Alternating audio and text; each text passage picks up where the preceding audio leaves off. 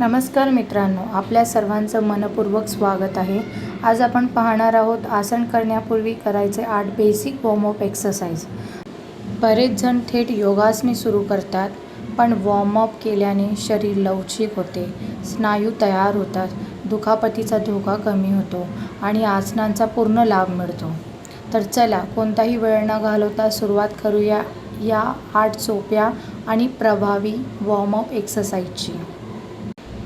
प्रत्येक basic warm up एक्सरसाइजचे तुम्हाला किमान 10 रिपिटेशन्स करायचे आहेत। क्लॉकवाईज 10, अँटी क्लॉकवाईज 10 असे तुम्ही 10 टाइम्स रिपिटेशन केले।